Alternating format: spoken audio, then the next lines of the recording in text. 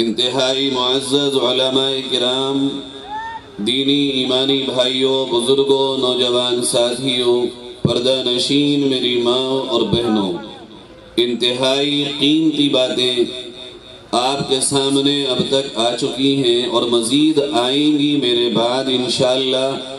ٹوٹی پھوٹی معروضات آپ کے سامنے پیش کرنے کے لیے حاضر ہوا ہوں۔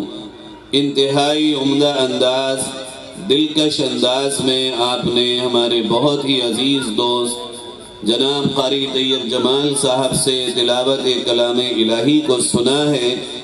سچی بات تو یہ ہے کہ قرآن سے جڑنا، قرآن کو دنیا ایک طرف جا رہی ہو، ساری دنیا اپنا راگ الاپ رہی ہو، وہ کامیابیوں کی منزلوں کے لیے الگ الگ طور اور طریقے بتا رہی ہو، لیکن لا الہ الا اللہ محمد الرسول اللہ پڑھنے والا قرآن کی طرف دیکھ رہا ہو، اس لیے کہ اللہ رب العزت نے اس قرآن کو قیامت تک آنے والے انسانوں کے لیے ہدایت کا ذریعہ بنایا۔ امت پہ کتنے بھی برے سے برے حالات کیوں نہ آ جائیں، کتنی پریشانیوں کے پہاڑ کیوں نہ ٹوٹنے لگے، مصیبتوں کے کتنے ہی انبار کیوں نہ آ جائیں، لیکن جب جب یہ امت قرآن کی طرف آئے گی، جب یہ قرآن سے جڑ جائے گی، یہ اپنے ہر مسئلے میں قرآن سے ہدایت لے گی، یہ اپنا امام اور رہبر قرآن کو بنا لے گی، جب جب یہ امت اپنی منزل مقصود کی طرف قرآن کے بتائے طریقے پر چلے گی، دنیا کی ساری طاقتیں ایک طرف، کوششیں ایک طرف، مکاریاں ایک طرف، پلاننگیں ایک طرف، تمام ان کی قد و کاوشیں ایک طرف، ان کی سپر پاور سے لے کے کمزور اور کمزور سے لے کے سپر پاور تک ساری دماغی اور ذہنی قوتیں ایک طرف، مگر تم بوریوں پہ بیٹھ کر، پھٹے پرانے کپڑے پہن کر، پیوند لگے ہوئے کپڑے پہن کر بھی انشاءاللہ ثم انشاءاللہ کامیابیوں کی طرف بڑھتے چلے جاؤ گے۔ عزیزوں، میری ماں اور بہنوں، آج ضرورت اسی بات کی ہے، ہر گھر قرآن سے سجا ہو، ہر دل قرآن سے منور ہو، ہر زبان قرآن کی تلاوت سے معطر ہو۔ دیکھا یہ جا رہا ہے جیسے جیسے قرآن سے دوری بڑھ رہی ہے، ویسی ویسی مصیبتوں میں اضافہ، امتحانات میں اضافہ، ویسے ویسے ہمارے اوپر شکنجے کستے چلے جا رہے۔ میرے عزیزوں، ایسا ہو نہیں سکتا کہ ہم قرآن سے پوچھیں اپنے مسائل کا حل، مصیبتوں کا حل، پریشانیوں کا حل، اپنی بیماریوں کی دوا، اور قرآن خاموش ہو جائے، یہ ہو ہی نہیں سکتا۔ اللہ کے نبی صلی اللہ علیہ وسلم نے ہر دور کے لیے اسی قرآنی ہدایات کو ہماری نجات کا ذریعہ بتایا۔ جو گزرے ہوئے 1400 سال میں مصیبت میں پھنسے ہوئے لوگوں کو نجات کی راہ پر لاتا رہا، قیامت کی صبح تک وہی کتاب ہدایت ہمیں بھی، ہمارے بعد والے، ان کے بعد والے اور ان کے بعد والے ہدایت پر آتے رہیں گے، اسی کتاب ہدایت سے نجات پاتے رہیں گے، اسی کتاب ہدایت سے۔ اور عزیزوں، یہ خوف نکالو دل سے، یہ اپنے بہنوں گمان سے کھرچ کر کے پھینک دو کہ اسلام مٹنے کے لیے آیا ہے، قرآن مٹنے کے لیے آیا ہے۔ یہ اسلام آج تک مٹا، نہ قرآن آج تک مٹا، مٹنا تو دور کی بات ہے، قرآن کے زیر و زبر کو کوئی نہ بدل سکا۔ ارے یہ تو بہت بڑی بات ہو گئی، قرآن کے مفہوم و معانی کو تبدیل کوئی نہ کر سکا، جو چلا تھا وہی چل رہا ہے اور صبح قیامت تک یہی چلتا رہے گا، اس لیے کہ اس کی حفاظت کی ذمہ داری خود مالک ارض و سما، اسی کتاب کے نازل کرنے والے رب دو جہاں نے لی ہے، اور جس کی حفاظت کرنے پہ وہ آئے تو وہ بہتے دریا میں موسیٰ کو نکال کر اسی دریا میں فرعون کو ڈبونا چاہتا ہے۔ میرے پیارو، ہمیں یہ ڈر ہے، حالات بہت خراب ہیں، کیا ہوگا ہمارا، کیا ہوگا آنے والا کل، کیسے ہوں گے آنے والے حالات، آنے والا ہمارا مستقبل کیا ہوگا۔ یہ تو میرے عزیزو قرآن نے ہم سے کہا تھا، وَمَا تَدْرِي نَفْسٌ مَاذَا تَكْسِبُ غَدًا، تجھے کل کی پرواہ ہے؟ قرآن کہتا ہے تیرے کل کی تجھے خبر ہی نہیں۔ جو لمحات، جو موقع، جو وقت، جو بھی قدرت نے تجھے لمحات نصیب کیے ہیں غنیمت جان، اس لیے کہ آنے والی رات میں سو تو سکتا ہے مگر اٹھ جائے یہ تیرے ہاتھ میں نہیں ہے۔ آنکھ تیری یہاں کھلے گی یا قبر میں کھلے گی، اسی کا مجھے علم نہیں۔ تو آنے والے خطرات یا آنے والے مستقبل میں حالات کیا ہوں گے، اس سے قبل اپنی فکر میں کر لوں کہ میرا حال اس وقت کیا ہے۔ اس وقت کے حال کی اگر میں نے خبر لی تو آنے والے حالات خود بخود ٹھیک ہو جائیں گے۔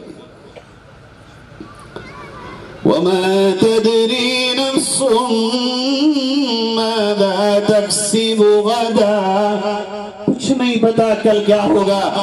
میں کیا سوچ رہا ہوں، آپ کیا سوچ رہے ہیں، اللہ رب العزت نے کیا سوچ رکھا ہے؟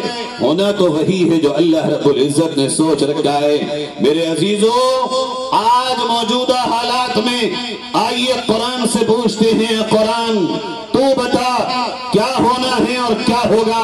قرآن یہ کہتا ہے تمہارے پاس اللہ کی دی ہوئی جو نعمتیں ہیں ان میں سے مال بھی ہے، اس میں سے جان بھی ہے۔ تمہارا یہ جسم تم نے تو نہیں کمایا، تم نے تو نہیں لیا، یہ تم نے تو کہیں سے نہیں خریدا، اس کے مالک تم تو نہیں ہو، یہ تم تو کہیں سے لے کر نہیں آئے ہو۔ یہ دینے والا تو وہ ہے جو کائنات کو چلانے والا، کائنات کو بنانے والا، تمہیں بھی بنانے والا، اس کے مالک بھی تم نہیں۔ نہ تمہاری مرضی سے تمہیں ملا تھا، نہ تمہاری مرضی سے یہ ختم ہوگا، یہ تو امانت ہے اس کی، جب چاہے گا وہ لے لے گا۔ یہ مال جس کو تم یہ کہتے ہو یہ میرا ہے، یہ جنازے پہ پوچھ تو صحیح، اٹھتے ہوئے جنازوں سے، اٹھی ہوئی میتوں سے، اٹھتے ہوئے قبرستانوں میں میتوں کو قبرستانوں میں رکھی ہوئی قبروں پہ میتوں سے پوچھو کہاں ہے تمہارے گھر، کہاں ہے تمہارے مال، کہاں ہے تمہارے وہ بلند و بالا مکانات، کہاں گئی تمہاری گاڑیاں، کہاں گئے تمہارے شان و شوکت، کہاں گئے تمہارے عہدے، کہاں گئے تمہارے خواب، کہاں گئی تمہاری مستقبل کی پلاننگیں۔ آج تو دھری کی دھری رہ گئی، کچھ نہ رہا سوائے ایک مٹی کے گھر کے۔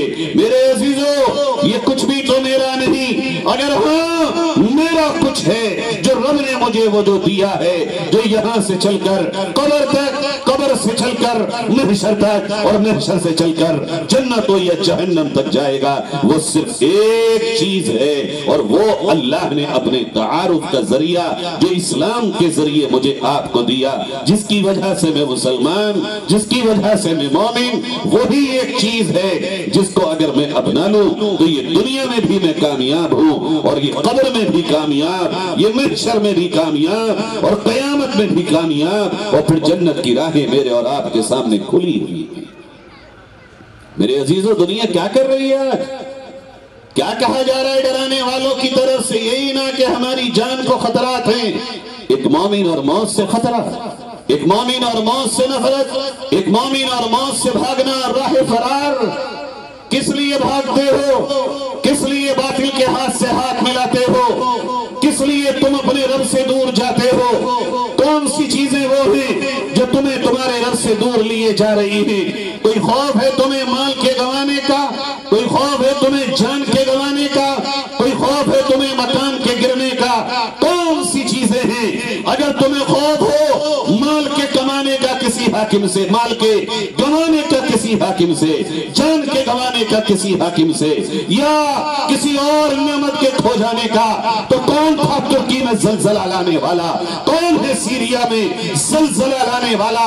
وہ بلڈنگیں بلند و بالا جس میں مستقبل کی بہت سی امیدیں تھیں، لمحات میں پھنس گئیں۔ یہ کون ہے؟ کون سی حکومت؟ کون سا حاکم؟ کون سی طاقت؟ میرے عزیزو، جب فیصلے وہاں سے ہوتے ہیں تو عقل حیران، عقل شکدر ہو جاتی ہیں، پھر عقل اور اذہان کام نہیں کیا کرتے ہیں۔ اس لیے آنکھیں کھولو، حالات سے گھبرانے کے بجائے حالات کا مقابلہ کرو، عقل و دانش کے ساتھ، ہوش و ہوش کے ساتھ، جوش میں نہیں۔ اپنے ان حالانے والے حالات کو سمجھو اور پھر ان سے نکل نکلنے کی راہیں تلاش کرو، مایوسی میں تم ہی چلے جاؤ گے، تم ہی اگر خوف و ہراس کی زندگی جینے لگو گے۔ یہ بیٹھے ہوئے معصوم بچے، یہ آنے والی نسل نو کس کے سہارے پر کلمہ طیبہ کا جھنڈا لے کے کھڑی ہوگی؟ اگر وہ بزدلوں کی طرح ہمیں جیتا ہوا دیکھے گی، ہماری زندگیوں میں ایمان سے سمجھوتے دیکھے گی، ہماری ہی زندگیوں میں وہ کلمہ طیبہ کے تقاضوں کو پیچھا ہوتے ہوئے دیکھے گی، یہ نسل کل کہاں کھڑی ہوگی؟ کیا ہوگا ان کا مستقبل؟ کیسا ہوگا ان کا اللہ رب ذوالجلال سے تعلق؟ کیسی ہوگی ان کی زندگیوں میں اللہ کے نبی کی غلامی؟ یہ میری اور آپ کی زندگی پہ منحصر ہے، یہ میرے اور آپ کے ساتھ جو معاملات ہیں ان کو ہم کیسے لے کے چلتے ہیں، یہ اس پر انحصار ہے۔ جیسی زندگی میری اور آپ کی ہوگی، جیسے حالات میرے اور آپ کے ہوں گے، جیسے معاملات میرے اور آپ کے ہوں گے، جیسی زندگی کی رفتار میری اور آپ کی ہوگی، جیسے میرے اور آپ کے طور اور طریقے ہوں گے، جو چال اور چلن میرے اور آپ کے ہوں گے، جو صبح شام میری اور آپ کی ہوگی، جو دن اور رات میرا اور آپ کا ہوگا، جیسا کام اور کاروبار میرا اور آپ کا ہوگا، جیسی کھیتی اور کھلیان میرا اور آپ کا ہوگا، جیسے شادی اور بیاہ اور غم میرے اور آپ کے ہوں گے، اسی طرز پر یہ نسل نو آئے گی۔ اس کی تباہی یا اس کی آبادی میرے اور آپ کے ہاتھوں میں ہے۔ کرنا کیا چاہتے ہیں یہ فیصلے مجھے اور آپ کو کرنا۔ میرے پیارو، اللہ رب العزت تو آزماتا ہے۔ کس کو آزمایا جاتا ہے؟ کون آزمایا جائے گا؟ وہ جس نے اسکول میں کبھی پڑھا نہ ہو، وہ جو کبھی اسکول گیا نہ ہو، جس کی کوئی حاضری نہ ہو۔ اسکول چلانے والوں، مدرسہ چلانے والوں، یہ آج اس تم سے پوچھتا ہے جس کی پورے سال حاضری نہ ہو، اسے امتحان میں بٹھا لو گے؟ کیوں بٹھالا جاتا ہے امتحان؟ کیوں ہے؟ پڑھو اور چھوڑ دو۔ اور دنیا والوں، دنیا کو دنیا ہی سے سمجھو، انہی حالات سے سمجھو۔ امتحان اس لیے ہوتا ہے کہ جتنی بھی اس نے محنت کی ہو اس کے اکارڈنگ، اس کے مطابق، اسی کے حساب سے اس کو ترقی دی جائے آگے کی طرف۔ 8 کلاس کا امتحان ہے 9th میں آئے گا، 9th کا امتحان ہے 10th میں آئے گا، عربی اول کا امتحان ہے 2 میں آئے گا، دورہ حدیث کا امتحان ہے فضیلت میں آئے گا، اگر اس نے گریجویشن کیا ہے پوسٹ گریجویشن میں آئے گا، اگر وہ پری کلاس میں ہے تو اپر کلاس میں آئے گا۔ اس لیے امتحان ہوتے ہیں تاکہ ترقی ہو۔ کہ تمہیں یہ پسند نہیں کہ تم اللہ رب ذوالجلال کی بارگاہ میں ترقی پاؤ؟ کیا تمہیں گھبرا نہیں کہ اللہ مجھے اور آپ کو اپنے قریب سے قریب تر کر لے؟ میرے عزیزوں، اللہ کے قریب اور قریب تر ہونے کا راستہ صرف اور صرف امتحان ہے۔ اللہ امتحان کی راہوں سے اپنی قربت عطا کرتا ہے، بغیر امتحان کی راہوں کے قربت عطا نہیں ہوتی۔ اور یہ امتحان انوکھے، کبھی اللہ رب العزت نعمتیں دے کر امتحان لے گا، کبھی نعمتیں لے کر امتحان لے گا، کبھی حالات میں ڈال کر امتحان لے گا، کبھی حالات سے نکال کر امتحان لے گا، کبھی حکومت کے تاج و تخت پہ بٹھا کر امتحان لے گا، کبھی گرا کر امتحان لے گا۔ اور عام امتحان جو ہر ایک پہ آئے گا وہ اس کی جان کے لیے آئے گا کہ یہ جان جو تجھے میں نے دی ہے، اس جان پہ اختیار تو صرف اور صرف اپنا سمجھتا ہے یا میرا سمجھتا ہے؟ یہ جان، یہ زندگی، یہ جسم، یہ سانسیں، یہ آئیں، یہ رات و دن تو کس کے لیے گزارتا ہے؟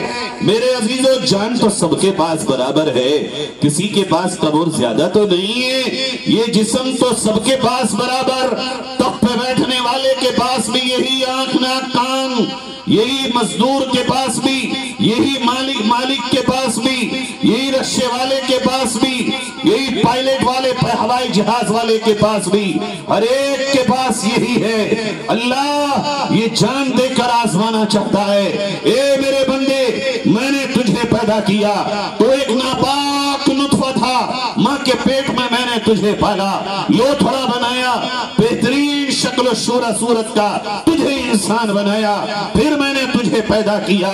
جب تو پیدا ہوا تو اتنا کمزور، اتنا ناتما، تیرے ہاتھ نہ کھلتے تھے، پیر تیرے اکڑے ہوئے تھے، زبان سے تو بول نہ پاتا تھا، آنکھوں سے پہچان نہ پاتا تھا، کانوں سے سماعت کر کے شناخت نہ کر پاتا تھا۔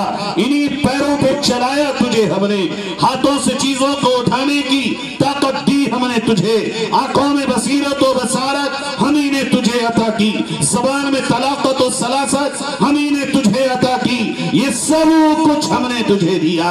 اب ہم دیکھنا یہ چاہتے ہیں کہ یہ اب تو اپنے مالک کو کیا عطا کرتا ہے، اس کے لیے کہاں آتا ہے؟ یہ زندگی میں جو تو چاروں طرف نگاہیں لگائے بیٹھا ہے، تو نے جو مجھے بھلایا، یہ تو بتا کون سی چیز ہے انسان؟ یا ایوہ الانسان ما غرک بربک الکریم، کون سی چیز ہے وہ انسان؟ ذرا بتا تو صحیح، جس نے تجھے تیرے رب کی جانب سے دھوکے میں ڈال رکھا ہے، اور کہاں جا رہا ہے، کہاں تک جائے گا، کہاں تک جائے گا؟ کتنی ہے تیری نگاہ اور کتنا ہے تیری حج؟ کہاں تک جا سکتا ہے اپنے رب کو چھوڑ کر؟ نہ جا۔ پھر دیکھ ان قریب تیری جوانی کا خاتمہ، پھر دیکھ تیرا بڑھاپا۔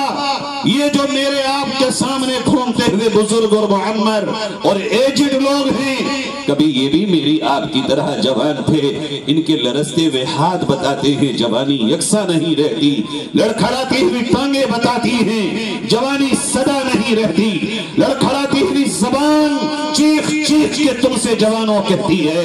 ہمیشہ زبان کی رفتار یوں نہیں رہا کرتی، جو موقع ہے اور جو وقت ہے وہ اسلام کی سربلندی کے لیے، یہ جان اور جسم ہے یہ کلمے کی سربلندی کے لیے، یہ اللہ سے تعلق میں مضبوطی پیدا کرنے کے لیے، یہ قرآن کے پیغام کو گلی گلی تک لے جانے کے لیے، یہ اسلام کے پیغام امن، پیغام محبت، پیغام وفا، پیغام انسانیت اور نبی کے اخلاق حسنہ کو گھر گھر میں لے جانے کے لیے اس جوانی کا استعمال کرو۔ اگر یہ جوانی گزر گئی، پیارے جوانوں، خدا کی قسم کبھی واپس نہیں آئے۔ یہ مستیاں، یہ دنیا کی عیش و عشرت کب تک کر لوگے اور کتنا کر لوگے؟ جوانوں، میرے اور آپ کے لیے تو اللہ نے جنت میں عیش و عشرت کے سامان بنائے ہیں۔ میری آپ کی مستی کی جگہ جنت ہے۔ کامیاب وہ ہے جو اس دنیا میں جنت کو کما کے لے جائے، ناکام وہ ہے جو اس دنیا میں جنت کو گوا کے چلا جائے۔ فَمَن زُحْزِحَ عَنِ النَّارِ وَأُدْخِلَ الْجَنَّةَ فَقَدْ فَازَ، وہ جو جنتی بن کے گیا اور جہنم سے بچ کے گیا، یہی کامیاب ہے۔ یہی ہے کامیابی کا پیمانہ اور کامیابی کا معیار۔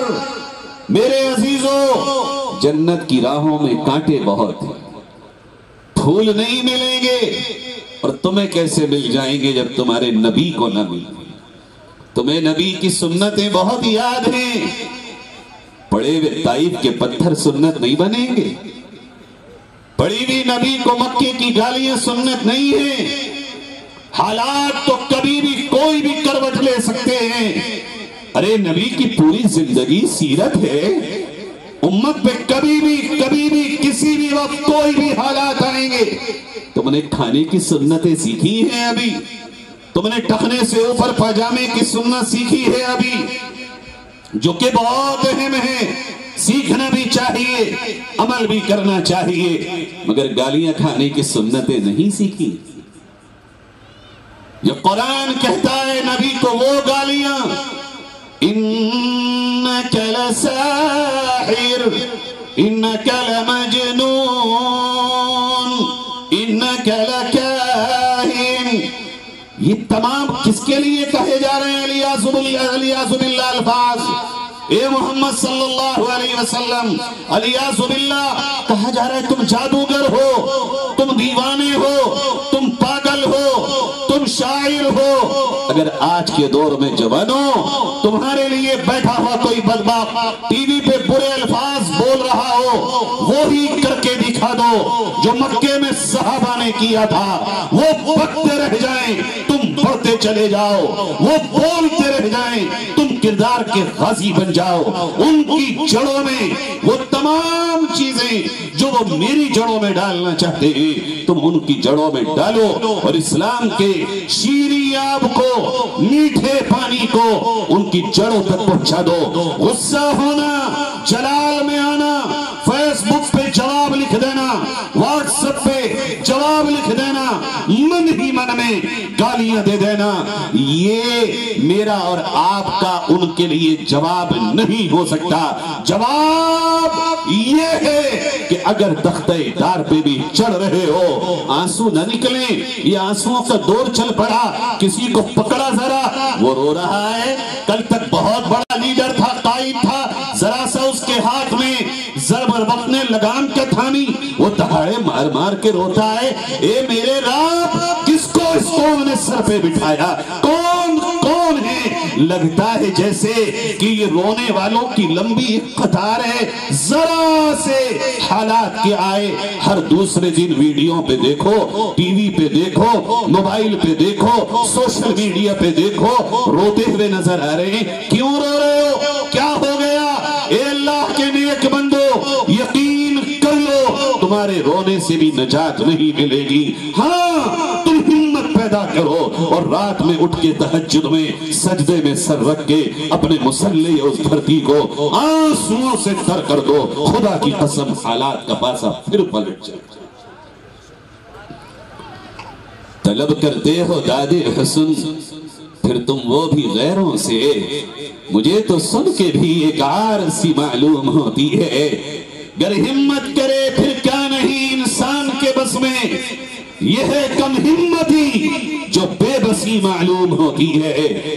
ہمت کے ساتھ انسان جب آگے بڑھے گا، قرآن نے اعلان کر دیا تھا مال پہ آزمائے جاؤ گے، سب سے پہلا حملہ ایمان والو تمہارے مال پہ ہوگا، فاقوں پہ ہوگا، اور یہ تم پہ پہلی بار نہیں ہوگا، یہ حملہ تم سے پہلے نبی دو جہاں صلی اللہ علیہ وسلم پر، آپ کے صحابہ پر، خاص طور پر ہجرت کے موقع پہ ہو چکا ہے۔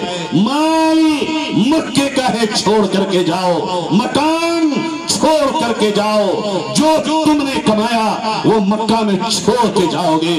صحابہ نے مال کے لیے مڑ کے نہیں دیکھا۔ عزیزو، یہ اچھے اچھے کھانوں کی سنتیں یاد ہیں، ہم مولویوں کو کھلا دو 5 وقت کے کھانے، مگر نبی کے فاقے کسی کو یاد نہیں ہیں۔ یہ فاقے کس لیے تھے؟ یہ فاقے شوقیہ نہیں تھے، یہ فاقے رسمی نہیں تھے، یہ فاقے کوئی رواج کے طور پر نہیں تھے۔ مال حرام سے بچتے ہوئے اگر فاقے ملتے ہوں تو یہ فاقے تمہارے ماتھے کا زور، یہ تمہارے ماتھے کی پیشانی، یہ پیشانی کی زینت، یہ تمہارا تاج ہے۔ اگر حرام سے بچ کر حلال میں تمہیں ایک وقت کا کھانا اور ایک وقت کا فاقہ ملتا ہو، یہ ہے وہ فاقہ جو تمہارے لیے باعث فقر، باعث عزت ہے۔ فاقہ تم نے کھانے سیکھے ہیں فقط۔ یہ مال کا پہلا حملہ مسلمانوں اس دور میں تم پہ ہو چکا کہ کئی سوشل بائیکاٹ، کئی خریداری کے نام پر بائیکاٹ، کئی کسی اور طرح سے ٹارچر کرنے کی شروعات۔ اگر تمہارے اندر ہمت ہے تو اس قافلے میں رہو، ورنہ کہہ دو کہ ہم اس قافلے کے راہی نہیں ہیں۔ اس لیے وَلَن تَرْضَىٰ عَنكَ الْيَهُودُ وَلَا النَّصَارَىٰ حَتَّىٰ تَتَّبِعَ مِلَّتَهُمْ، جب تک ایمان والے کہو گے، اگر اپنا نام بدل کر کہیں اور بھی جاؤ گے، بعد میں ٹی وی پہ روتے ہوئے نظر آؤ گے، ہائے مرتد ہو کے بھی چین نہ ملا، مجھے عزت نہ ملی۔ یہی ہے، کر لو جو کرنا ہے، اس کی انتہا سوائے ذلت اور رسوائی کی موت کے اس سے قبل کبھی نہیں ہو سکتی۔ اس لیے میرے بھائیوں، سارے سمجھوتے سارے سودے مال کے لیے ہیں. مال کی محبت نکال دو دل سے اور یہ یقین کر لو جو ملا وہ میرا تھا, جو نہ ملا وہ میرا تھا ہی نہیں. جو آیا وہ میرے مقدر کا ہے, جو نہ آیا وہ میرے مقدر کا تھا ہی نہیں. غم کس بات کا؟ اللہ نے تو صاف کہا جو تیرے مقدر کا نفع ہے ساری دنیا مل کر تجھ سے چھین نہیں سکتی, اور جو تیرے مقدر کا ضرر اور نقصان اور لوس ہے ساری دنیا مل کے اسے تجھ سے دور نہیں کر سکتی. اور اللہ نے تو یہ میرے نبی سے قرآن میں کہلوا دیا, قُلْ لَن يُصِيبَنَا إِلَّا مَا كَتَبَ اللَّهُ لَنَا هُوَ مَوْلَانَا. اے نبی کہیے آپ ہرگز مجھے کوئی مصیبت و پریشانی نہیں پہنچ سکتی سوائے اس کے جو اللہ نے میرے مقدر میں لکھ نہ دی ہو. یہ نبی سے کہلوایا جا رہا ہے تو مجھے نفع اور نقصان سوائے اس کے کون پہنچا سکتا ہے؟ پیارو, آگ لگ گئی اس مال کی وجہ سے, دوسرے تو کیا ہی ٹارچر کرتے, تم ذرا اپنے گھروں پہ تو جھانکو. سگے بھائیوں میں اختلاف, مقدمے, خاندانوں میں جھگڑے, ایک پڑوسی کا دوسرے پڑوسی کے ساتھ جھگڑا کس بات کے لیے؟ اسی مال کے لیے, اسی دیوار کے لیے, اسی چھجڑی کے لیے, اسی نالی کے لیے, اسی ناک اور تکبر کے لیے. کیا ہے یہ ایمان والو؟ تم اتنے کمزور ہو گئے آج, ایمان تمہارا کیا اتنا کمزور ہو گیا؟ میں ماننے کو تیار نہیں ہوں کہ تمہارا ایمان اتنا کمزور ہے. تم سو رہے ہو, آنکھیں کھول کے دیکھو, غفلت میں ہو, غفلت کی چادر چاک کر کے دیکھو. تم نے کوئی ایسا ہی کاہلی کا معاملہ کر لیا ہے, ورنہ تمہارے ایمان کی چمک و دمک, تمہارے ایمان کی شعائیں, تمہارے ایمانی جذبے, خدا کی قسم ذرا احساس کر کے دیکھو, تمہاری آنکھیں کھولنے کے لیے کافی. یہ چھوٹی چھوٹی باتوں پہ مالی جھگڑے. اس دکان کے کسٹمر کو وہ آواز دے کے بلا رہا, ادھر آؤ. کہ رازق تمہارا رب نہیں ہے؟ یہ اڑتے ہوئے پرندوں کو کھلانے والا تمہارا مالک نہیں ہے کیا؟ یہ سمندروں کی مچھلیوں کو کھلانے والا رازق تمہارا رازق نہیں ہے؟ یہ بند پتھروں میں کیڑوں کو کھلانے والا تمہارا رازق نہیں ہے میرے عزیزوں؟ دلوں میں کدورتیں, دلوں میں حسد, دلوں میں کینہ, دلوں میں کپٹ, دلوں میں نفرتیں, دلوں میں یہ سیاہی کب تک؟ قربانی دینے والے کہاں سے آئیں گے یہ بتاؤ تو صحیح پیارو. قربانی تو مجھے آپ کو سب سے پہلے اپنوں کے لیے دینا تھی. سبیلے لگا کے یہ ناٹک مت کرو, یہ اخباروں میں فوٹو کھچوا کر ایک کے نام پر تماشے مت کرو. اپنے گھروں کی خبر لو, ان تماشوں سے امت کا مسئلہ حل ہونے والا نہیں ہے. اپنے دلوں کی خبر لو. یہ اس طرح کے تماشوں نے امت کو برباد کر کے رکھ لیا. میرے عزیزوں, وہ کرو یا نہ کرو, لیکن اپنے گھروں کی خبر لازمی لے لو کہ تمہارے گھروں میں دلوں میں نفاق نہ ہو, حسد نہ ہو, یہ چھوٹے چھوٹے جھگڑے نہ ہو. اور اگر یہ ہے تو پھر یہ یاد رکھو, جب تم چھوٹی سی چیز پہ اپنے ہی بھائیوں سے درگزر کرنے کو تیار نہیں ہو, اپنے تھوڑے سے مالی نقصانات جو کہ واقعی نقصان نہیں ہے, تمہارے مقدر میں نہیں تھا, اس تھوڑے سے نقصان پہ صبر کرنے کو تیار نہیں ہو, تو پھر وہ جو اللہ کو جانتے نہیں, رسول کو پہچانتے نہیں, آخرت پہ یقین نہیں, ان سے کیوں امید رکھتے ہو کہ وہ تمہارے ساتھ وفا کرے؟ کیسی عجیب بات ہے. قبر کو جاننے والا, حشر کو جاننے والا, حساب پہ یقین رکھنے والا, موت پہ یقین رکھنے والا, وہ اپنے نبی کے سلمن قطعت وعفو عمن ظلمت, وہ اس پہ عمل کرنے کو تیار نہیں. نبی کہہ رہے ہیں معاف کر دو, وہ معاف کرنے کو تیار نہیں. نبی کہہ رہے ہیں میرے امتی تیرے مقدر کا لکھا کوئی چھین نہیں سکتا. یہ کہتا نہیں, اس کی وجہ سے نقصان ہوا, یہ میرے لیے اڑچن بنا, یہی آیا ہے میرے بیچ میں, اسی نے رشتہ چھٹوایا, اسی نے کسٹمر بھگایا، اسی نے بھچ بھچ کر لگائی، یہی ہے بہکانے والا، یہی ہے کان بھرنے والا، یہی ہے میری طرف سے فلاں کو دشمن بنانے والا۔ اللہ کہہ رہا ہو نہیں سکتا کہ تیرے لیے کوئی تیری طرف سے کسی کو بغاوت پہ مجبور کر دے۔ ہاں تھوڑی دیر کے لیے کوئی کنفیوز ہو سکتا ہے، مگر کنفیوژن ہمیشہ یقین کے سامنے کبھی باقی نہیں رہتی۔ عربی میں کہتے ہیں نا، یقین جب ہو تو شک خود بخود زائل ہو جاتا ہے۔ شک یقین کے ساتھ باقی نہیں رہتا، تو ثابت قدم تو رہ کے دے، کھڑے ہو کر تو دے۔ جن لوگوں نے 30 سال تک ثابت قدمی رکھی، 30 سال تک مال و جان لٹاتے رہے، آ کے کھولو، اللہ نے ان کو عزت کا تاج پہنا دیا۔ اور جو اٹھے گا اللہ تعالیٰ اس سے کام لے لے گا۔ اللہ رب العزت کسی کا محتاج نہیں۔ میرے بھائیوں، مال کے سلسلے میں محتاط ہو جاؤ۔ جوانوں، ایک ہیجانی کیفیت ہے اس وقت، خاص طور پر ہم مولویوں میں بھی، آپ جوانوں میں بھی، ہر ایک کا مطمع نظر مال مال مال اور مال۔ سب یہ کہتے ہیں مال نہیں، مال ہی نہیں، تنخواہیں نہیں، فیوچر نہیں۔ میرے عزیزو، یہ فیوچر میرا آپ کا دنیا کب بن گئی؟ کہاں سے بن گئی؟ میرا آپ کا فیوچر دنیا کب تھی؟ مجھے آپ کو مشن دیا گیا نبی آخر الزمان کی طرف سے، اے میرے ماننے والوں، ہر کچے اور پکے گھر میں ایمان کا نور پہنچا دینا، یہ ہے میرا آپ کا فیوچر، یہ ہے میری اور آپ کی زندگی کا مقصد، یہ ہے میرے اور آپ کے جینے کا مقصد۔ یہ کب تھا میرے آپ کے جینے کا مقصد؟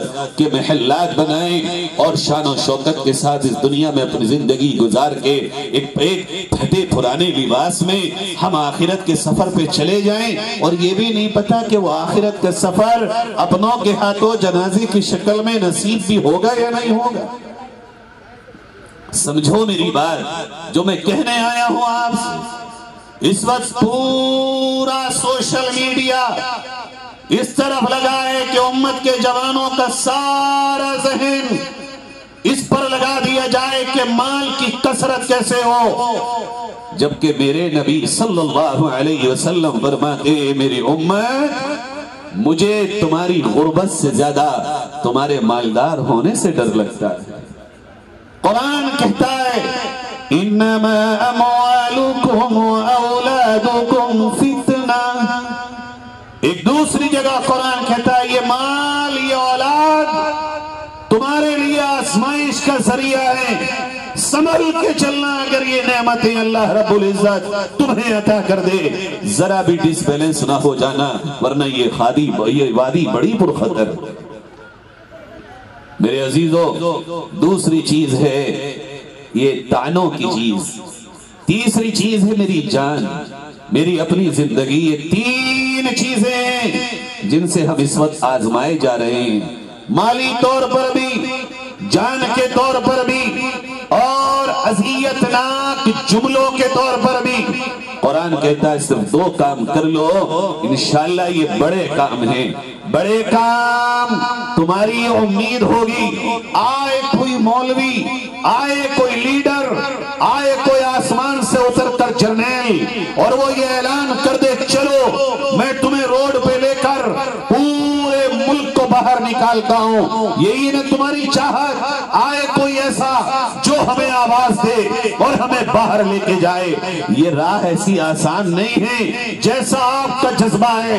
اس موضوع پر پھر کبھی کسی عالم سے سنیے گا، سورۃ البقرہ اور دوسرے پارے کا آخری رکوع اور اس کی پوری تفصیل، حضرت طالوت اور حضرت شمدیل، ان دونوں کا پورا واقعہ کہ یہ راہوں پہ نکلنا کوئی تماشا نہیں ہے، کوئی کھیل نہیں ہے۔ یہ آرزو ذرا تھوڑی دیر کے لیے سنبھال کے رکھو، یہ جذبے ذرا کنٹرول کرو، اور یہ سنو جو قرآن کہہ رہا ہے وَإِن تصبروا۔ اگر ان حالات میں کہ جب تم پہ مالی آزمائش بھی ہو، جان کی آزمائش بھی ہو، اور چاروں طرف سے کان پھاڑنے والے جملے آ رہے ہوں، تو ذرا تم صبر کا دامن تھام کے چلو۔ بھائی میرے صبر کیا ہے؟ بہت جلدی اپنی بات کو سمیٹ کے بات کو ختم کر رہا ہوں۔ یہ صبر کیا ہے؟ ہمارے یہاں تو صبر اس چیز کا نام ہے، تھوڑا سا معذرت کے ساتھ اگر یہ باتیں ہم نہیں بتائیں گے آپ کو تو شاید اللہ کے یہاں بہت بڑے مجرم ہوں۔ دیکھو فضیلتیں تو تم ہر روز عصر کے بعد فضائل اعمال میں سنتے ہو، صبح کو منتخب حدیث میں سنتے ہو، ان جلسوں میں بھی اگر ہم فضیلتیں بتانے لگیں اور حالات سے باخبر نہ کریں تو واللہ العظیم ہم مجرم۔ ہم اس لیے نہیں آئے ہیں کہ آپ کو یہاں فقط اور فقط فضیلت بتا دیں، بتائیں گے، علماء نے بتائی بھی ہوں گی، لیکن اس وقت امت کو حالات سے صحیح باخبر صحیح رخ دینا بہت ضروری ہے۔ صبر ہے کیا؟ تم نے تو یہ صبر سمجھا ہے کوئی مار دے تو گھر میں بیٹھ جاؤ، کوئی گالی دے تو گھر میں بیٹھ جاؤ، اور شاید میری بات سے آپ یہ سمجھے ہوں گے ابھی تک جو میں نے کہا کہ خاموش ہو جاؤ۔ نہیں، صبر کا یہ مطلب نہیں۔ صبر کی وہ 3 قسمیں، صبر علی الطاعہ، صبر علی المعصیہ، صبر علی المصیبہ۔ اس کے علاوہ صبر کا مفہوم یہ بھی ہے کہ تم حضرت شیخ الاسلام مفتی تقی عثمانی صاحب دامت برکاتہم نے لکھا، صبر کا مفہوم یہ ہے کہ جس طریقے سے تم پہ سامنے کی طرف سے اٹیک ہو رہا ہو، تم پرامن رہ کر امن کے ساتھ قانونی طور پر جائز طریقے پر جتنا دفاع کر سکتے ہو دفاع کرو، اور جو بھی تم قانونی طور پر آگے بڑھ سکتے ہو، جہاں تک تمہاری ہمت ہے تم آگے بڑھو اور اس کا مقابلہ کرو۔ یہ نہ ہو کہ تم جا کر کے چوہے کے بل میں گھس کے بیٹھ جاؤ، تمہارے پاس جو ہو سکتا ہو، جو راستے ہو، تم سپریم کورٹ سے ہار کے آؤ تو یہ والا خاموشی سے صبر کر لینا، لیکن کسی کام میں سپریم کورٹ سے پہلے صبر کرنے کا نام بزدلی۔ کسی کے اوپر جائز لگے 2 بچوں کے قتل پہ تو وہاں بچانے کے لیے سب لوگ کھڑے ہو جائیں، جو کہ غلط، کوئی نہیں کہہ سکتا کہ وہ صحیح لوگ ہیں جو اس طرح کی حرکت کر رہے ہیں۔ ہم تو یہ کہنے آئے ہیں کہ اگر کہیں پر کچھ ہو رہا ہے تو اتنی تو ہمت پیدا کر لو کہ بات کر لو، کم سے کم کوئی بھائی اگر مظلوم ہو تو جا کے انسانیت کے ناطے اس کی خیریت تو لے لو، اس کی خبر تو لے لو۔ اگر کہیں تھانہ کچہری ہو گیا ہو جا کر کے صحیح گواہی تو دے دو۔ تم گواہی کے قابل بھی نہ رہے کہ صحیح بات افسران کو بتا دو۔ میں یہ کب کہہ رہا ہوں آپ سے کہ افسران سے لڑائی لڑو لو، یہ ہے صبر۔ صبر نہیں، وہ بزدلی ہے۔ یہ صبر ہے کہ تم صحیح رخ پر، صحیح وقت پر، صحیح نہج پر، قانونی طریقے پر اپنی پوری طاقت کے ساتھ غلط کا مقابلہ کرو، اور وہ غلط ایسا مت کرنا کسی غیر مذہب والے کا غلط ہو اور تمہارے اپنے کا غلط نہ ہو۔ اسلام یہ کہتا ہے غلط ہے، وہ غلط چاہے ہندو کا ہو، چاہے مسلمان کا ہو، یہاں تک کہ غلط چاہے تیرے ماں باپ کا ہو، پھر تجھے اسی طرح غلط کے خلاف کھڑا ہونا ہے جس طرح تو کسی غیر کے خلاف کھڑا ہونے کا حوصلہ رکھتا ہے۔ پانی یہی مر رہا ہے، کہیں اور نہیں۔ قرآن یہ کہتا ہے یا ایھا الذین آمنوا کونوا قوامین للہ شہداء بالقسط۔ اے ایمان والو، انصاف کے ساتھ، سچائی کے ساتھ کھڑے ہو جاؤ۔ یہ دونوں آیتیں اس کا مفہوم بتاتا ہوں۔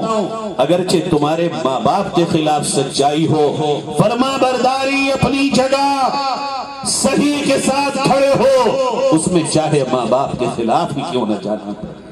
اب جب ماں باپ کے خلاف کھڑے ہونے غلط بات میں قرآن کہہ دے تو اس کے بعد تو پھر ہر رشتہ چھوٹا ہو، ہر چیز چھوٹی ہو گئی۔ میرے عزیزو، کیسے کوئی ہم پہ یقین کر لے گا اگر اس راہ پر چلو گے اور صبر کی یہ صورت اختیار کرو گے کہ آپ کے قصبے کا سب سے غریب بھی اگر مظلوم ہو، کوئی ہو نہ ہو اس کا ہاتھ پکڑنے والا آپ تو ہوں، چونکہ آپ کا نبی تو چرواہے کو بھی گلے لگا لیتا ہے اور بلال کو بھی کعبے کی چھت پہ کھڑا کر کے اذان دلوا دیتا ہے۔ اس صبر کی بہت ضرورت ہے۔ آج یہ والا صبر ختم ہوتا چلا جا رہا ہے اور قوم کے جوانوں کو بزدلی کا سبق دیا جا رہا ہے۔ میں یہ نہیں کہہ رہا ہوں کہ اس راستے پر آؤ جس میں ہڑدنگ ہو، تماشا ہو، جس میں قانون کی خلاف ورزی ہو، لیکن تمہارے بیچ کے وہ وکیل کہاں ہیں جو اہل ایمان ہیں؟ مجھے خوب یاد ہے NRC کے معاملات میں ان وکیلوں نے وہ نوچا ہے قوم کے جوانوں کو، ان میں اچھے بھی بہت، لیکن بڑی تعداد وہ ہے جنہوں نے غریبوں کا خون چوسا ہے۔ کہاں ہیں تمہارے وہ لوئر؟ کہاں ہیں تمہارے وہ افسر؟ کہاں ہیں تمہارے بیچ میں وہ لوگ جو رات اور دن یہ گیت گاتے ہیں ہماری قوم کو یہ بھی بننا ہے، یہ بھی بننا ہے، یہ بھی بننا؟ ارے کچھ بنو یا نہ بنو، خدا کے لیے انصاف والے اور صحیح کا ساتھ دینے والے بن جاؤ۔ کانٹوں پہ بھی بیٹھو گے یہ سارا زمانہ تمہاری ہی طرف کھنچ کے آئے گا۔ آخری بات عرض کر کے بات کو ختم کرتا ہوں۔ وَإِن تَصْبِرُوا وَتَتَّقُوا فَإِنَّ ذَلِكَ مِنْ عَزْمِ الْأُمُورِ۔ صبر کرو، وہ صبر بھی کرو جو مصیبت پر ہو، عبادت پر ہو، گناہ کے چھوڑنے پر ہو، اور یہ صبر بھی کرو جو میں نے بتایا، اور پرہیزگار بن جاؤ، تقوی والے بن جاؤ۔ کون ہیں تقوی والے؟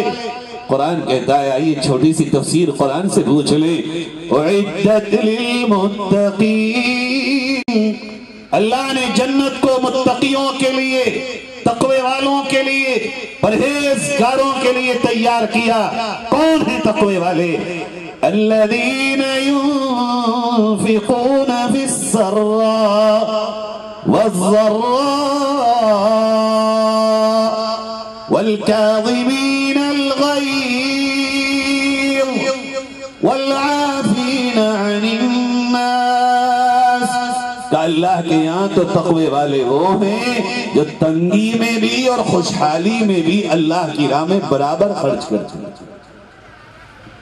ایسا نہیں کرتے وہ کہ جب خوب تو دل بھر بھر کے مدرسے مسجدوں کو، غریبوں کو، یتیموں کو، بیواؤں کو، لاچاروں کو، پریشان حالوں کو، مزدوروں کو اور بیماروں کو دے رہے ہیں، لیکن ذرا سا ایک پلوٹ میں نقصان کیا ہوا؟ بھائی حالات بہت خراب ہیں، اور تیرے گھر کی شادی ہم نے دیکھی حالات خراب نہیں، تیری بیوی کے خون کی ٹیسٹنگ ہم نے دیکھی تو میرٹھ کے بڑے اسپتال میں ہو رہی تھی، گنگا رام میں دلی کے اسپتال میں ہو رہی تھی، یہاں حالات خراب نہیں۔ ذرا سا ہلکا جھٹکا کیا لگا کہ خرچ کرنے کے پیمانے میں کمی آ گئی۔ اللہ کہہ رہا ہے یہ نہیں ہے تقوی والا۔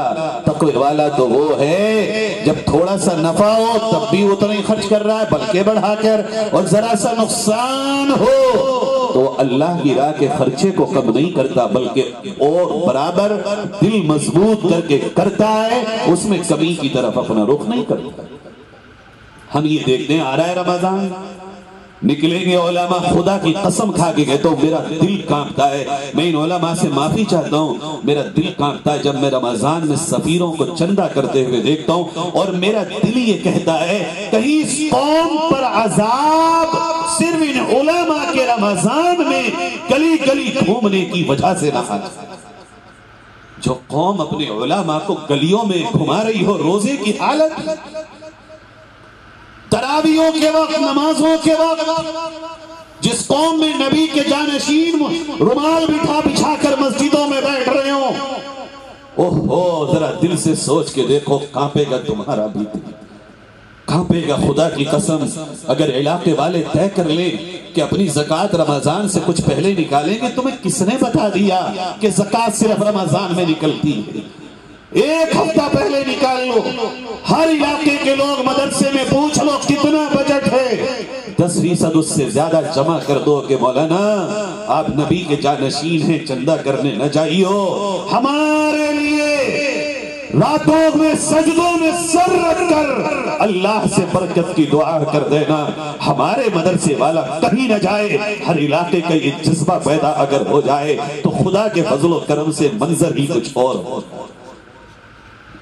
ایک سفیر میرے یہاں آئے رمضان میں ضلع بجنور، میں بہت پریشان ہوا، عین افطار کا وقت، بلا مبالغہ کہہ رہا ہوں کہ ٹھور والوں ہونٹوں پہ جیسے کسی نے کوئی لیپ کر دیا ہو پپڑی کا خشکی کا، ایسا لیپ اس شخص کے ہونٹوں پہ لگا ہوا تھا۔ وہ دارالعلوم دیوبند کا فاضل، وہ حافظ قرآن، وہ مفتی، وہ ایک مدرسے کا ذمہ دار، عین افطار کے وقت چلا آ رہا ہے ہانپ تک کس کے لیے؟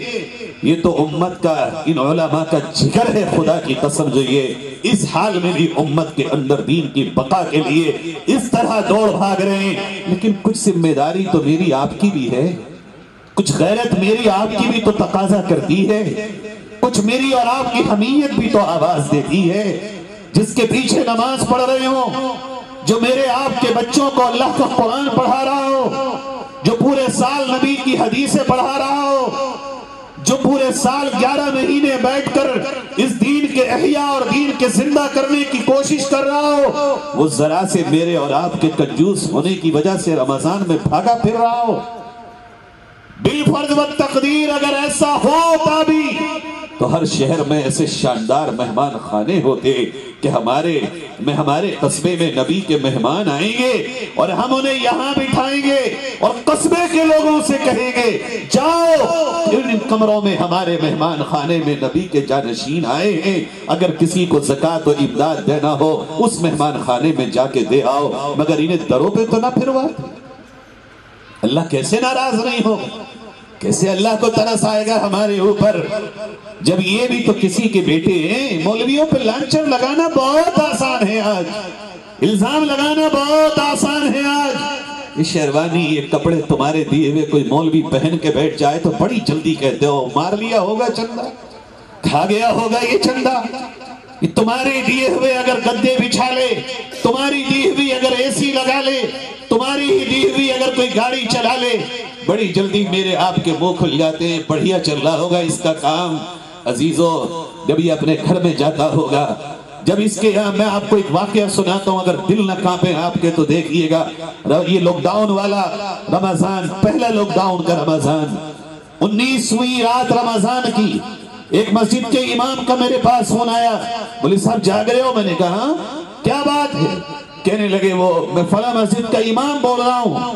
میں نے ہاں میں نے پہچان لیا، بتائیے۔ کہنے لگے وہ میرے ہاں ولادت کا مسئلہ ہے اور میں فلاں اسپتال میں ہوں، 14,000 روپے لے کے آیا تھا، مگر یہ تو کہہ رہے ہیں کیس بہت کریٹیکل ہے، بہت سیریس ہو گیا، مراد آباد جانا پڑے گا آپ کو، اور میرے پاس تو کچھ بھی نہیں ہے۔ میں نے تم نے اپنی مسجد کی کمیٹی سے قرض نہیں مانگا یا ان سے بات نہیں رکھی؟ کا متولی سے کہا تھا، کہنے لگا بھئی ہم تو قرضہ نہیں دے سکتے، یہی 14,000 روپے لے جاؤ۔ میں نے اب رات میں فون کیا، کہنے لگے 10 سے 12 بار کر چکا ہوں، فون نہیں اٹھا رہے۔ خیر میں نے کوئی بات نہیں، پریشان نہ ہو، یہ حالت تم پہ گزرے گی تو کیسا لگے گا؟ تمہارے دلوں پہ گزرے گی تو کیسا لگے گا تمہیں؟ بس ہمارا فرق اتنا، منہ نہیں کھولتے، اپنے درد کو بیان نہیں کرتے۔ میں تم سے کوئی روپیہ مانگنے نہیں آیا، کوئی چندہ کرنے نہیں آیا، کوئی تمہارے یہاں میرے مدرسے کا سفیر نہیں آنے والا، میں تم سے تمہاری ہی کہانی بتانے آیا ہوں۔ اللہ کے خاندان کو رسوا کر کے کبھی کوئی کامیاب نہیں۔ امام ربانی حضرت گنگوہی رحمت اللہ علیہ پڑھا رہے تھے حدیث شریف۔ کون ہے یہ جس کے سامنے بڑے بڑے محدثین کے سر جھک جائیں؟ یہ وہ ہے امام ربانی۔ بارش آ گئی، طلبہ ایک دم اندر چلے گئے، حضرت نے پگڑی اتاری اور پگڑی اتار کے سارے طلبہ کی جوتیاں اپنی پگڑی میں بھر لی۔ طلبہ نے دیکھا تو بےتاب ہو کر آ گئے، حضرت کیا کر رہے ہیں؟ کہنے لگے نبی کے مہمانوں کی جوتیاں نبی کی سنت کی پگڑی میں بھر رہا ہوں، برا کیا ہے؟ یہ پڑھ کے آئے، یہی پڑھا کے پڑھانے والے، کیا کر رہے ہیں ہم ان کے ساتھ؟ اگر کوئی ذرا سی غلطی ہو تماشے بن گئے۔ ارے انہیں دیکھو جنہوں نے اپنے دھرم گرووں کو یہاں سے لے کے وہاں پہنچا دیا، جنہوں نے اپنے مذہبی رہنماؤں کی ایک آواز پر اپنی جان دینے کے لیے بھی تیاری کر رکھی ہے۔ ایک طرف وہ ہیں اور ایک طرف ہم۔ بہرحال یہ درد ان علماء کی طرف سے مجھ سے خدا کی قسم کھا کے کہتا ہوں کسی نے نہیں کہا، یہ تو میں آنکھوں سے دیکھا ہوا درد بیان کر رہا ہوں۔ ہوش کے ناخن لو پیارو، سمجھو کم سے کم جہاں جہاں تک یہ بات پہنچ سکتی ہے اور آپ سن رہے ہیں، آپ تو طے کریے۔ اور زکوٰۃ سے کیوں، امداد سے کیوں نہیں؟ یہاں تو بات امداد کی ہو رہی ہے، تقوی والے بنو، یہی تو بڑا کام ہے تقوی اختیار کرنا۔ جو اچھا، جو وہ خوشحالی میں بھی تنگی میں بھی برابر دینے والا ہو۔ تمہاری مسجد پہ برقعے والی آتی کیوں ہے؟ یہ سوال تم سے ہے، کسی اور سے نہیں کریں گے۔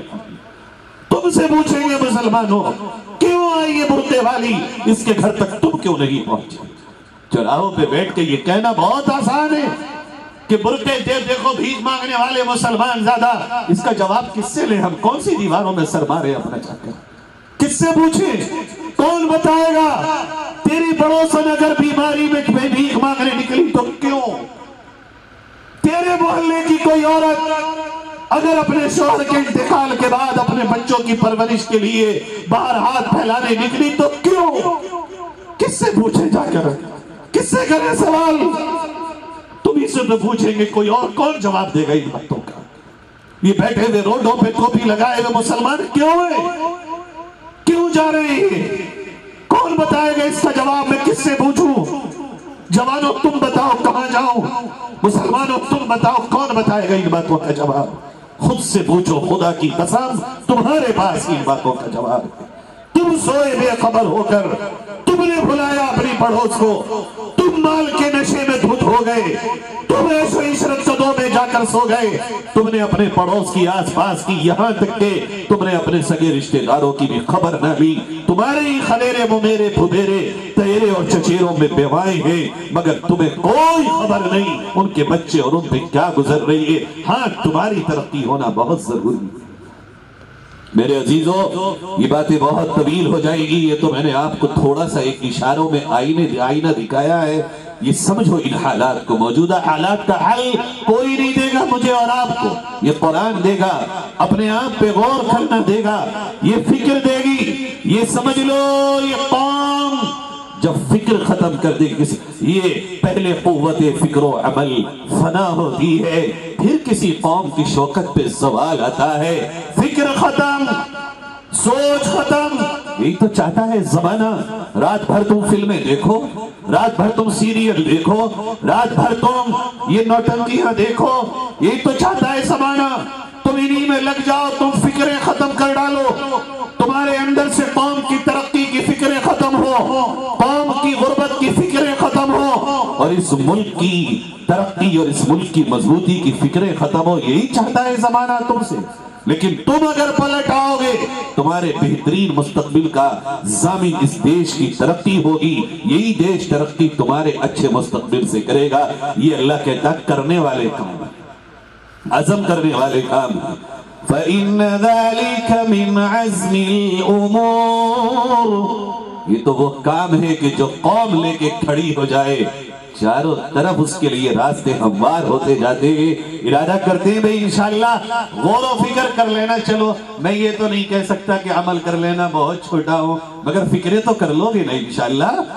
ارادہ کرتے ہو بھئی، میں بھی ارادہ کرتا ہوں، آپ لوگ ارادہ کریں ہاتھ اٹھا کے انشاءاللہ سب۔ اللہ رب العزت آپ سب کو سلامت رکھے۔ بہت بہت شکریہ قاری قاسم صاحب کا، آپ کے ساتھیوں کا، آپ کے تمام رفقا کا، تمام معاونین کا، اور یہ مدرسے کے تمام جملہ ذمہ داران کا۔ اللہ رب العزت آپ سب کو بہترین جزا نصیب فرمائے۔ وآخر دعوانا ان الحمدللہ رب العالمین۔